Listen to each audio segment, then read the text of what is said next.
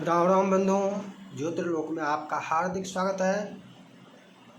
हम संस्कार प्रकरण की चर्चा में जो चल रहे हैं, तो आरंभ कब से?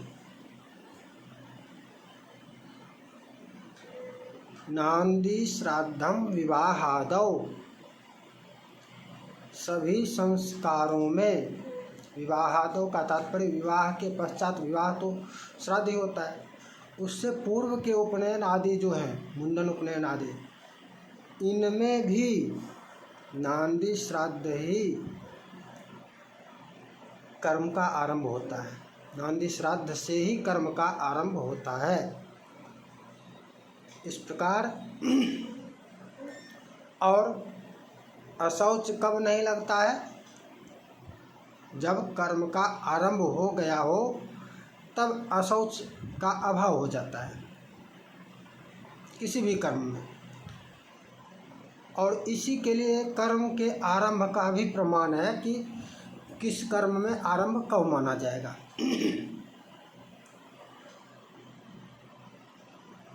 अब यहाँ पर प्रश्न है कि नांदी श्राद्ध करते क्यों नहीं है और मातृका पूजन क्यों करते हैं? मातृका पूजन को वसुरधारा से घृतधारा, घृतधारा से घृतधारी और गिढ़ारी तक आ गए। घीढ़ारी, गिढ़ारी, यहाँ तक इसका अपभ्रंश होते हुए गिढ़ारी सामान्य रूप में इसको बोलते हैं। तो गिढ़ारी की तुलना में घीढ़ारी कहें तो अधिक अच्छा रहेगा। घीढ़ारी, गिढ़ारी तो नहीं कहना चाहिए, घीढ़ारी कहना चाहिए। गो और घो में अंतर है। घीढ़ारी, वसोरधारा, मातृका पूजन। तो घीढ़ारी तो देखते हैं सभी कर्मों में होता है, सभी संस्कार में, चाहे वो जो भी हो, उपनयन हो, विवाह हो, जो भी कर्म करते हैं, संस्कार करते हैं, तो उसमें घीढ़ारी तो करते हैं। फिर नांदी श्राद्ध क्यों नहीं करते?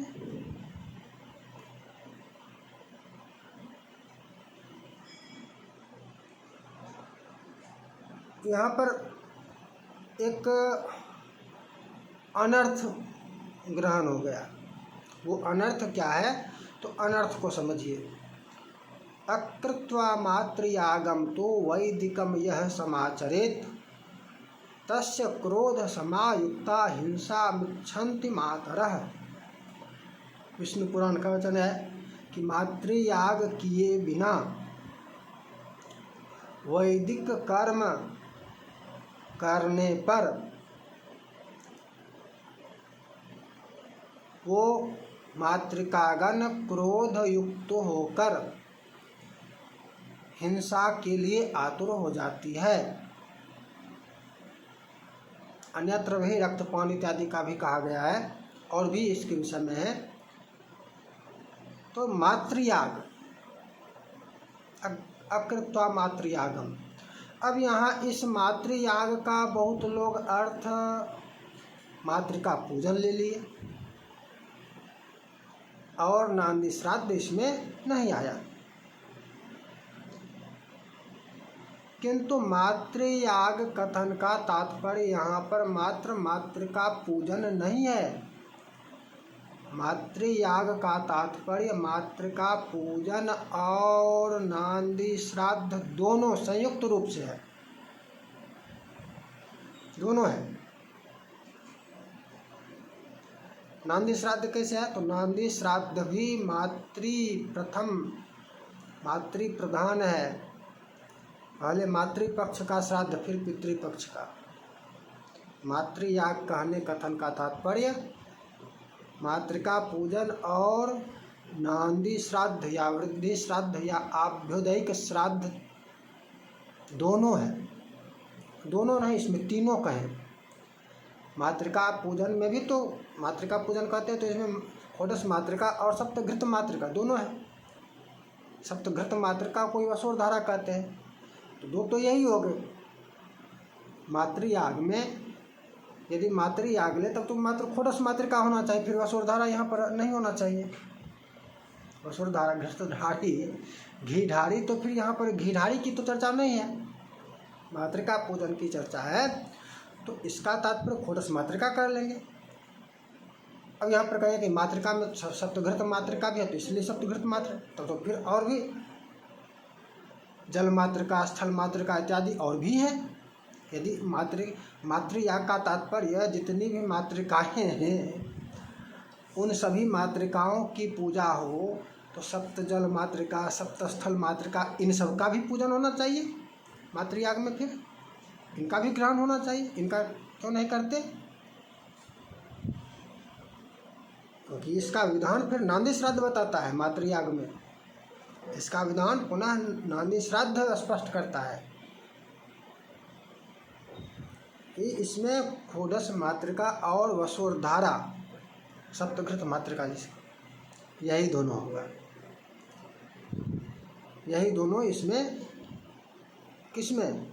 नांदी श्राद्ध में, नांदी श्राद्ध के अंग हैं।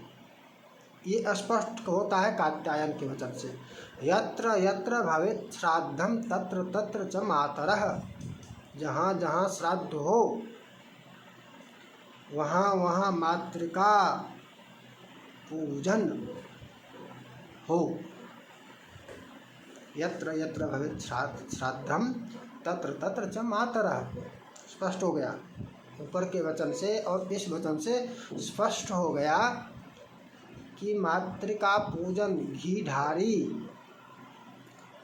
तो नांदी श्राद्ध का अंग है, नांदी श्राद्ध के निमित्त है। घीढारी करते हैं तो नांदी श्राद्ध क्यों नहीं करते? जहाँ पर करते हैं वो लोग अपने ऊपर ना लें। ये नहीं कि सर्वत्र नहीं करते हैं, कुछ क्षेत्र हैं जहाँ पर करते हैं, जहाँ पर नहीं करते उन क्षेत्रों के विषय में वहाँ के लिए विषय है।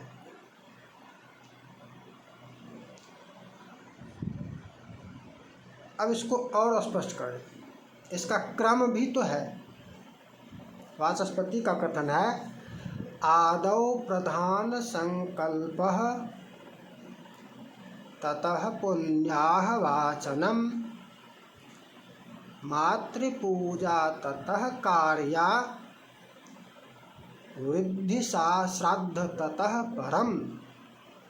आदौ प्रधान संकल्प, प्रधान संकल्प प्रथम, ततः पुण्याह वाचनम, तत्पश्चात पुण्याह वाचन। पुण्याह वाचन में स्वस्ति वाचन करके ही अधिकांशतः निकल जाते हैं, पुण्याह वाचन भी छोड़ देते हैं, पुण्याह वाचन भी आवश्यक है। मातृपूजा ततः कार्या, पुण्याह वाचन के उपरांत मातृपूजन, वसुरधारा घीढारी, वृद्धि श्राद्ध ततः परम, वृद्धि श्राद्ध ततः परम, और इसके उपरांत वृद्धि श्राद्ध, ये सभी ये चारों कर्म के क्रम हैं और ये पहले हो जाने चाहिए सभी संस्कारों में, चाहे मुंडन हो, उपनयन हो, और इसको चारों को साथ ही ले लीजिए। जब एक ही साथ करते हैं अधिकांशतः तो एक ही साथ ले लेते हैं, उसमें उपनयन ही कहते हैं। उपनयन कहें तो उपनयन का तात्पर्य चारों संस्कार, विवाह कहें तो विवाह का तात्पर्य चारों, विवाह का तात्पर्य विवाह होगा मात्र, लेकिन उपनयन कहें तो उपनयन तो मुख्य रूप से दो संस्कार, दो बार में ये 5 संस्कार देखने को मिलते हैं। मुख्य रूप से 2 बार होते हैं, एक बार उपनयन, एक बार विवाह, और इसमें आवश्यकता होती है। तो करते क्यों नहीं है? घीढारी फिर क्यों करते हैं? मात्र यदि वृद्धि श्राद्ध नहीं करते तो घीढारी क्यों करते हैं? यह तो अनिवार्य कहा गया है ना, घीढारी करते हैं, इसलिए इसी से सिद्ध होता है कि घीढारी के उपरांत मातृका वृद्धि श्राद्ध हो आवश्यक है। इसमें एक भ्रम का भी लगता है योग रहा है। और भ्रम क्या? तो भ्रम वहाँ से उत्पन्न हो गया पकड़ुआ विवाह। पकड़ुआ विवाह को लीजिए, जात कर्म में तो ये विधान है कि जात कर्म में रात्रि में भी नांदी श्राद्ध हो, जात कर्म में। इसके अतिरिक्त अन्य सभी कर्मों में पूर्वाह्न, मध्याह्न में भी नहीं, अपराह्न रात्रि का निषेध है। पूर्वाह्न में ही नांदी श्राद्ध हो, वृद्धि श्राद्ध हो, पूर्वाह्न में ही हो, अपराह्न में भी नहीं हो, रात्रि में भी नहीं हो, निषेध है। रात्रि में एक जात कर्म में ही प्रशस्त है कि रात में जन्म हो, जात कर्म, तो जात कर्म रात में होगा, रात में जात कर्म होगा तो वहाँ पर अनिवार्यता समझिए, नांदी श्राद्ध अनिवार्य है इस तरह से कि रात में जात कर्म करने पर रात में भी, और उसके लिए आप ऐसा नहीं कर सकते कि जात कर्म को आगे बढ़ा दें कि अगले दिन, दूसरे दिन, तीसरे दिन करेंगे, ऐसा नहीं कर सकते, उसी से नाल छेदन से पूर्व है। तो वहीं पर उस समय तत्काल नांदी श्राद्ध होगा, वहाँ पर रात्रि का निषेध नहीं है, अन्यत्र रात्रि का निषेध है। पकड़ुआ विवाह, विवाह में तो प्रशस्त है नहीं, विवाह के लिए रात्रि में नांदी श्राद्ध प्रशस्त नहीं है, पूर्वाह्न में ही होगा। और अचानक पकड़ुआ विवाह का तात्पर्य हुआ अचानक से वर उपलब्ध हो गया, पकड़ कर ले आए, उसका विवाह कर दिए, उसके साथ विवाह किए, तो अचानक से वर आया, अचानक से नांदी श्राद्ध तो नहीं कर सकते हैं। मातृका पूजन अर्थात घीढारी कर लिए और नांदी श्राद्ध का त्याग कर दिए, नहीं, नांदी श्राद्ध नहीं कर सकते, मातृका पूजन कर लीजिए। और यहाँ से ये विवाह का क्रम बन गया। जब सपरवा विवाह भी होने लगा, पकड़ुआ विवाह पहले बहुत होता था अत्यधिक, बाद में सपरवा विचार कर, और पहले भी होता था, बीच के काल में पकड़ुआ विवाह है। तो पकड़ुआ विवाह में जो ये आ गया, इससे हो गया कि मातृका पूजन छोड़ नांदी श्राद्ध की आवश्यकता नहीं है। यहाँ से परंपरा बन गई, ऐसा भ्रम हो गया कि विवाह से एक दिन पहले करें या विवाह के दिन ही करें, लेकिन रात में ही घृतढारी करेंगे, घीढारी करेंगे और रात में करेंगे, तो इसका तात्पर्य है नांदी श्राद्ध नहीं होगा। चलिए, यहाँ तक तो हो गया। इसी भ्रम का विस्तार उपनयन आदि में भी हो गया कि मात्र घीढारी होगा और घीढारी रात में ही होगा। देखिए, जहाँ पर देखिए घीढारी और रात में ही, रात का यहाँ प्रश्न ही नहीं है। घीढारी जहाँ भी करते हैं पूर्वाह्न में ही होगा। मातृका पूजन नांदी श्राद्ध पूर्वाह्न में ही होगा, रात में नहीं होगा। पूर्वाह्न में होगा तो वृद्धि श्राद्ध तो अनिवार्य है।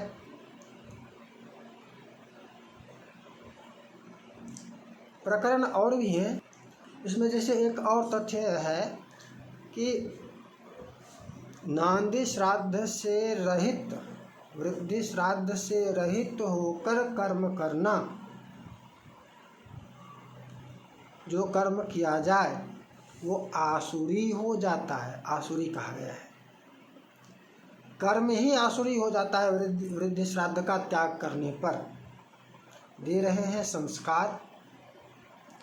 संस्कार का तात्पर्य दोष निवारण, दुर्गुण निवारण, सद्गुण स्थापन, दिव्यता की इच्छा, दिव्य गुणों की कामना से दिव्य गुणों का प्रसार, इसके लिए करते हैं। और वृद्धि श्राद्ध नहीं करेंगे तो कर्म ही आसुरी होगा। कर्म ही जब आसुरी हो जाएगा तो फिर वहाँ पर उस संस्कार में कौन सा प्रभाव आएगा? दिव्यता, दैवीय या आसुरी? विचार कीजिए। कर्म आसुरी है वृद्धि श्राद्ध से रहित होने पर। तो गुण कैसा आएगा, प्रभाव क्या होगा, दैवीय या आसुरी। कह रहे हैं ना, बारंबार इस प्रकरण पर भी चर्चा करें। कर्मकांड में मतलब चिंतनीय स्थिति कर्मकांड की ये भी चर्चा चल रही है अन्य सत्र में। सोचिए, चिंतनीय स्थिति है या नहीं है। दोष किसका है, मुख्य दोष कर्मकांडी का ही है, यजमान का मुख्य दोष नहीं है। मुख्य दोषी कर्मकांडी है, वर्तमान कर्मकांडी नहीं। वर्तमान कर्मकांडी तो बाध्य है। वर्तमान कर्मकांडी उपनयन विवाह आदि में नांदी श्राद्ध का नाम लेने में भी डरते हैं। सामान्य कर्मकांडी, विद्वान की बात नहीं कर रहा हूँ। विद्वान के लिए यहाँ भय की कोई बात नहीं है। भयाक्रांत रहते हैं कौन, सामान्य पुरोहित वर्ग। कर्मकांडी की यहाँ पर श्राद्ध कैसे बोल सकता हूँ, श्राद्ध अशुभ अमंगल, विवाह मंगल है, श्राद्ध अशुभ है अमंगल है।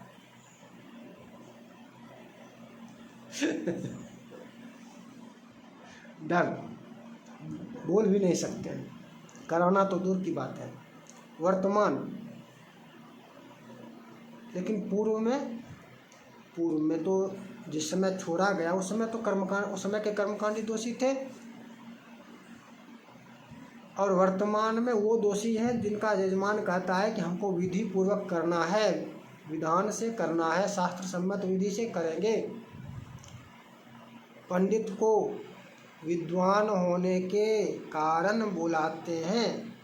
अब यहाँ पर वो विद्वान कर्मकांडी दोषी हैं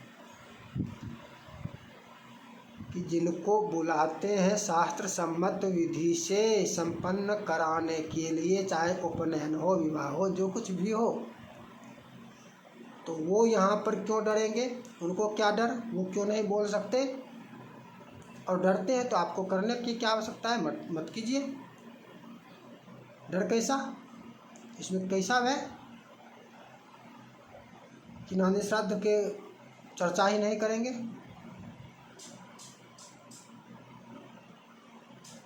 शास्त्र विरुद्ध परंपरा मान्य नहीं है। वो जो कहा जाता है, ये यद्यपि शुद्धम लोक विरुद्धम नाचरणीयम, तो यद्यपि शुद्धम लोक विरुद्धम का तात्पर्य क्या है, इसको भी समझना आवश्यक है, लेकिन अभी इसकी चर्चा नहीं करेंगे। इसकी चर्चा हम आगे करेंगे। इसका तात्पर्य क्या है, या संभव है कि पूर्व में हम कर चुके हों। यद्यपि शुद्धम, वैसे आलेख प्रकाशित है, आलेख का लिंक डिस्क्रिप्शन बॉक्स में हम दे देंगे, और आलेख में आपको यद्यपि शुद्धम लोक विरुद्धम का तात्पर्य मिल जाएगा। और वीडियो भी जब करेंगे तो वीडियो का भी लिंक आपको यहाँ पर मिल जाएगा। अभी इस पर नहीं जाएंगे। यद्यपि शुद्धम लोक विरुद्धम का तात्पर्य है, संक्षेप में समझ लेते हैं कि जिस कर्म से यद्यपि शास्त्र सम्मत हो किंतु सांसारिक हानि हो, सांसारिक हानि हो, लोक में हानि हो, हानि, लोक विरुद्धम का तात्पर्य लौकिक जीवन में हानिकारक हो, सांसारिक जीवन में हानिकारक हो, यह तात्पर्य है। लोक विरुद्धम का तात्पर्य यह नहीं है कि उसने छोड़ दिया तो अब ये परंपरा हो गई, हम भी छोड़ देंगे। इसका तात्पर्य यह नहीं है लोक विरुद्धम। शास्त्र विरुद्ध जो है, जैसे ये वृक्षोत्सर्ग लोक विरुद्ध है। कैसे, वर्तमान काल में भूमि कम हो गई, सांड की आवश्यकता अब है नहीं, कृत्रिम गर्भाधान होने लगा, वृक्षोत्सर्ग करेंगे, ठीक, वो वृक्ष जाएगा कहाँ, रहेगा कहाँ, खाएगा किसके खेत में, कौन खाने देगा, बोलिए, मार देगा। और इसके साथ ही ये अधर्मी लोग जो है, ये तो पकड़ के क्या होगा, लोक विरुद्ध, लोक विरुद्ध इसको कहते हैं लोक विरुद्ध। यहाँ हानि है वर्तमान काल में, वृकोत्सर्ग से वर्तमान काल में हानि है, इसलिए यह लोक विरुद्ध है। नांदी मुख से क्या हानि है बताइए? वृद्धि श्राद्ध से क्या हानि है? कोई हानि नहीं है। और हानि नहीं है तो फिर लोक विरुद्ध कैसे? इसमें कौन सा ऐसा प्रकरण है जो इसको लोक विरुद्ध सिद्ध कर रहा है? कौन सा ऐसा? ये लोक विरुद्ध का तात्पर्य ये नहीं लेना है कि भाई आ रहा है क्रम से, नहीं होता है, नहीं होता है, नहीं होता है।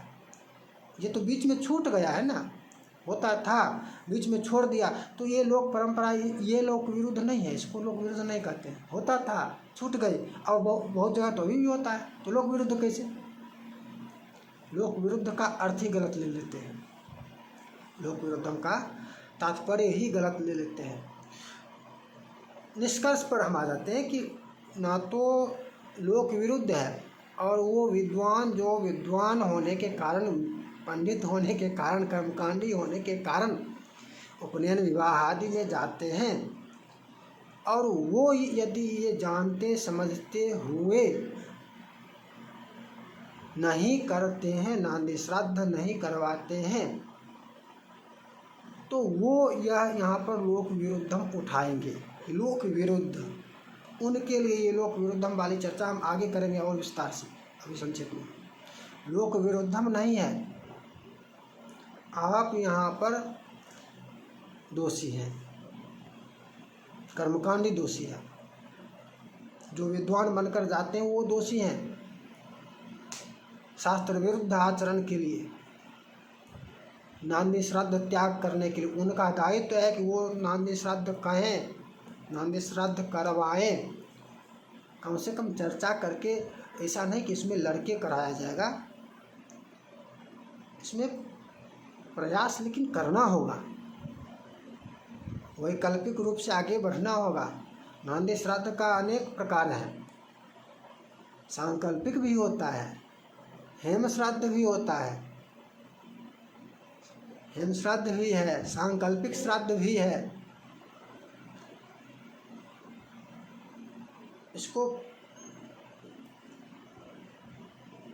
क्रमशः चर्चा प्रकरण करते हुए, चर्चा में लाते हुए व्यवहार में लाना होगा। अचानक से नहीं ला सकते, ये तो सही है, अचानक से नहीं ला सकते, ये मान्य है। क्योंकि अचानक से मान लिया जाए जहाँ मेरे क्षेत्र में नहीं होता है तो मैं क्या करा दूंगा? मैं भी नहीं करा पा रहा हूँ, लेकिन इस दिशा में चर्चा आगे बढ़ा रहा हूँ, इस दिशा में रास्ता बनाने का प्रयास कर रहा हूँ। रास्ता बनेगा नहीं बनेगा ये तो आगे का विषय है, किंतु रास्ता बनाने का प्रयास कर रहे हैं कि नांदी श्राद्ध भी आवश्यक है और हो। अब इसमें कितने दिन पूर्व, तो आपको उपनयन विवाह जहाँ भी है 1 दिन पूर्व का भी आता है। उस घीढ़ारी तो 1 दिन पूर्व करते ही हैं, तो 1 दिन पूर्व। किंतु इसमें विवाह में तो ये भी है कि वर वरण से ही पूर्व हो जाए, हस्तग्रहण शगुन तिलक जो भी कहते हैं उससे पूर्व ही हो जाए नांदी श्राद्ध। किंतु वहाँ समस्या होगी कि जब वर वरण महीने दिन पर पहले हो जाए तो उतना दिन तो पूर्व नांदी श्राद्ध नहीं कर सकते। तो उसमें नियम, इसका प्रमाण है कि 1 यज्ञादि में 21 दिन, विवाहे 10 वासरा, विवाह में 10 दिन पूर्व, यदि 10 दिन के मध्य में ही हस्तग्रहण और विवाह दोनों है तो हस्तग्रहण से पूर्व ही नांदी मुख।